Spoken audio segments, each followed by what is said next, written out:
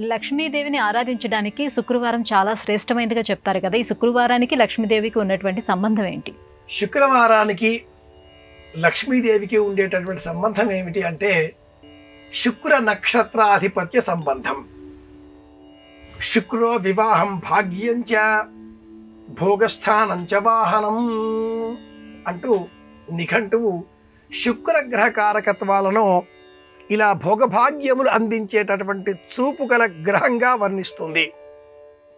శుక్రగ్రహానికి సంబంధించిన రుచి పులుపు, అమ్మ అనుగ్రహం అందించేటటువంటి రుచి పులుపు.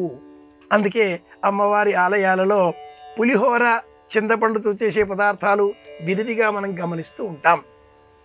చంచలాయై నమః పాదౌ పూజయామి, చపలాయై నమః జానుని పూజయామి. చంచలమైనటువంటి ఈ జగదంబను లక్ష్మీ రూపంలో మన ఇంటిలోనే మనం భద్రపరుచుకోవాలి అన్నప్పుడు అమ్మను అర్చించేటటువంటి క్రమంలో పులుపు రుచి గల పదార్థాలను విశేషంగా నివేదనగా సమర్పించాలి.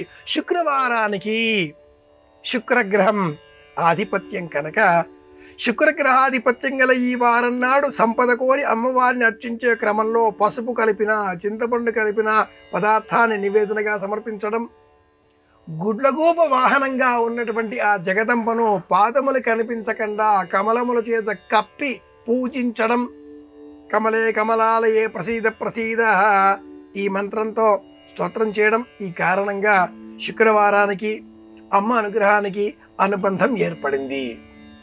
అమ్మ అనుగ్రహం సంపూర్ణంగా పొందే నిమిత్తమై మహాలక్ష్మి అవతార స్వరూపంలో అమ్మను ఆరాధన చేసేటటువంటి సమయంలో శ్రీ సూక్తమును కూడా మనం వింటూ ఉంటాం. హిరణ్యవర్ణాం హరిణీం, బంగారు వర్ణంలో ఉండేటటువంటి ఆ జగదంబను.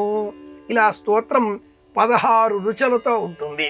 విశేషమైన ఈ స్తోత్రాన్ని శుక్రవారం నాడు వింటే అద్భుతమైన ప్రయోజనాన్ని మనం సాధించగలుగుతాం. కనుక 1 శుక్రగ్రహం, 2 వేదమాత అనుగ్రహం, 3 భౌతికమైన సంపదలు మనకు కావాలి అనేటటువంటి ఆలోచన.